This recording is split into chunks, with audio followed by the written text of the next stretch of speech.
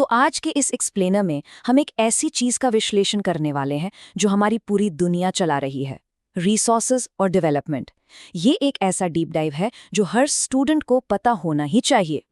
लेकिन शुरुआत करते हैं एक बहुत ही अजीब पैराडॉक्स से, एक सवाल जो शायद आपके दिमाग में भी आया होगा। इंडिया के पास इतने सारे रिसोर्सेज होने के बाद भी यहाँ लोग गरीब क्यों हैं? एक तरफ देखिए तो घने जंगल और मिनरल्स की भरमार है, और दूसरी तरफ गरीबी और पोल्यूशन। ऐसा क्यों?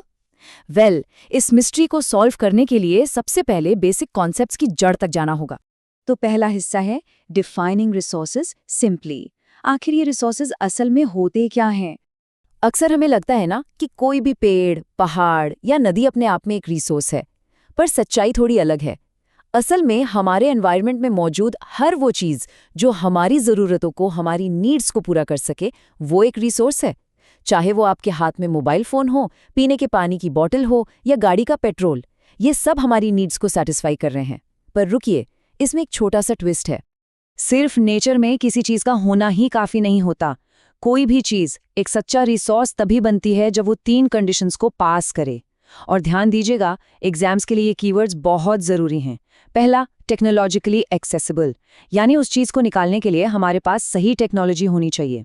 दूसरा, इकोनॉमिकली फीजिबल, इसका मतलब है कि उसे निकालने में लगाया गया पैसा उसकी आखिरी वैल्यू से ज़्यादा ना हो। और तीसरा, सबसे इंपॉर्टेंट, कल्चरली एक्सेप्टेबल, यानी हमारी सोसाइटी उसे खुशी से अपनाए। अगर एक भी शर्त फेल हुई तो भाई वो रिसोर्स नहीं है। अब नेचर ने हमें चीज़ें तो दे दी, पर इंसान सिर्फ हाथ पर हाथ रखकर थोड़ी बैठता है। यहाँ एक ज़बरदस्त इंटरैक्शन ट्रायंगल चल रहा है। हम इंसान बिल्कुल सेंटर में हैं। हम क्या करते हैं?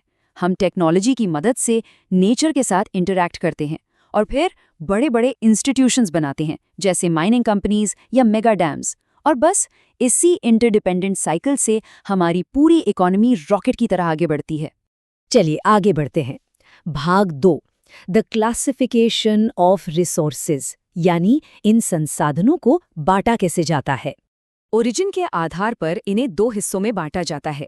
पहले आते हैं बायोटिक रिसोर्सेज, जिनमें प्रैक्टिकली जान होती है, जैसे पेड़ पौधे, जानवर और ऑफ कोर्स हम खुद। दूसरी तरफ है एबायोटिक रिसोर्सेज।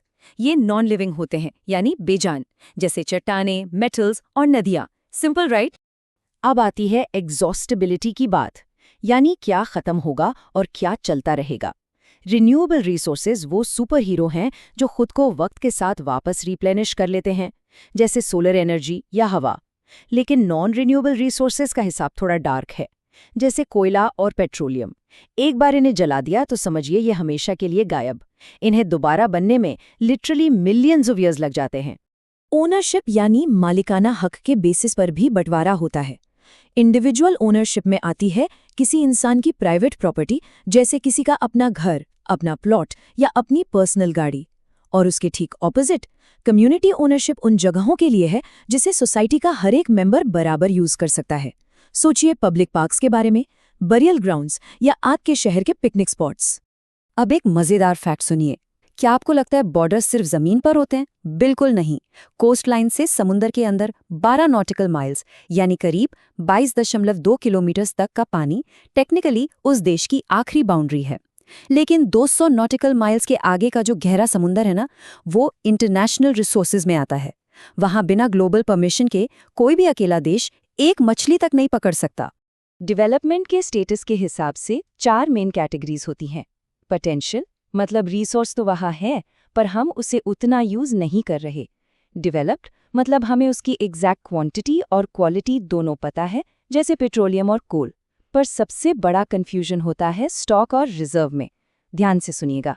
पानी यानी H2O में हाइड्रोजन फ्यूल है जो बहुत पावरफुल है, पर उसको निकालने की टेक्नोलॉजी हमारे पास आम तौर पर नहीं है, तो वो हुआ स्टॉक। लेकिन जहां टेक्नोलॉजी पता हो पर हमने उसे फ्यूचर के लिए बचाकर रखा हो, जैसे डैम्स का पानी, वो कहलाता है रिजर्व। अब आते हैं इस एक्सप्लेनर के सबसे सीरियस हिस्से पर। भाग 3, द ग्लोबल रिसोर्स क्राइसिस, हमारी तबाही की कहानी। कुछ मुट्ठी भर लोगों की लालच को सैटिस्फाई करने के चक्कर में आज हमारी दुनिया के रिसोर्सेज आग की तरह जल रहे हैं। इस ग्रीड की वजह से आज सोसाइटी साफ साफ 2 हिस्सों में बंट गई है। एक हैव्स, जिनके पास अंधा पैसा और सारे रिसोर्सेज हैं, और दूसरे हैव नॉट्स, जो बिल्कुल खाली हाथ रह गए हैं। और इस बेहिसाब तबाही का नतीजा ग्लोबल वार्मिंग और ओजोन लेयर डिप्लीशन जैसी भयंकर इकोलॉजिकल क्राइसिस, जो अब लिटरली हमारे दरवाजे पर दस्तक दे रही हैं। और इस सब का सबसे डायरेक्ट और खौफनाक असर किस पर पड़ता है? हमारी जमीन पर। डिफॉरेस्टेशन से जंगल कट रहे हैं, जिससे मिट्टी को बांध कर रखने वाली जड़ें खत्म हो रही हैं। ओवरग्रेजिंग ऊपरी उपजाऊ मिट्टी को बहा ले जाती है। माइनिंग ऑपरेशंस तो जमीन के सीने पर ऐसे गहरे घाव और खुले गड्ढे छोड़ देते हैं जो कभी नहीं भरते। और हद से ज्यादा सिंचाई या ओवर इरिगेशन जमीन को नमकीन और बंजर बना रही है। ये सब नेचुरल नहीं, इंसानी गलतियां हैं। तो क्या सब कुछ खत्म हो गया? नहीं, यहाँ एंट्री होती है भाग 4 की, सस्टेनेबल डेवलपमेंट एज सॉल्यूशंस। इस पूरी तबाही को रोकने का सिर्फ एक ही मास्टर प्लान बचा है दुनिया के पास, और वो है सस्टेनेबल डेवलपमेंट। इसका फंडा बिल्कुल सीधा है। तरक्की ऐसी हो जिसमें एनवायरनमेंट को रत्ती भर भी नुकसान ना पहुंचे। और सबसे खास बात, आज का डेवलपमेंट आने वाली आगे की जनरेशन्स की ज़रूरतों को ना छीने। ये अपने आप में आज जीने और कल को बचाने के बीच का एक परफेक्ट बैलेंस है। इस एक कॉन्सेप्ट को जमीन पर लाने के लिए जून 1992 में एक बहुत बड़ा हिस्टोरिकल इवेंट हुआ।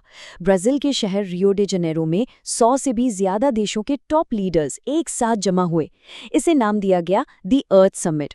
उनका अल्टीमेट टारगेट क्या था? अर्जेंट एनवायरमेंटल प्रॉब्लम्स का सॉल्यूशन निकालना। और वहीं पर एक ग्रैंड डिक्लेरेशन साइन हुई, जिसका सबसे बड़ा नतीजा था 21st सेंचुरी को बचाने का ब्लूप्रिंट, जिसे हम एजेंडा 21 कहते हैं। अब ये एजेंडा 21 आखिर है क्या चीज़? वेल, दिस इज़ अ बेहद डायनामिक एक्शन प्लान। इसका मकसद सिर्फ नेचर को बचाना नहीं है, बल्कि ग्लोबल लेवल पर पॉवर्टी, बीमारियों और एनवायरमेंटल डैमेज से लिटरली युद्ध करना है। और इस प्लान की सबसे ब्रिलियंट बात यह है कि इसमें पावर टॉप से बॉटम, यानी हर लोकल गवर्नमेंट को दी गई है, ताकि बदलाव सीधे ज़मीनी स्तर पर आ सके, लोगों के अपने लोकल एरियाज़ में। नेचर को तबाह होने से बचाना और एक सस्टेनेबल फ्यूचर बनाना अब ये किसी स्कूल की किताब का बोरिंग चैप्टर नहीं रहा दोस्तों। ये अब हमारी आखिरी उम्मीद है। रिसोर्सेज खत्म होने से पहले हमें अपनी सोच बदलनी होगी। लेकिन आखिर में बड़ा सवाल यही रह जाता है, क्या हमारी सोसाइटी अपनी लालच छोड़कर ये सोच बदलने के लिए सच में तैयार है? या फिर जब तक हमारी नींद खुलेगी तब तक बहुत देर हो चुकी होगी?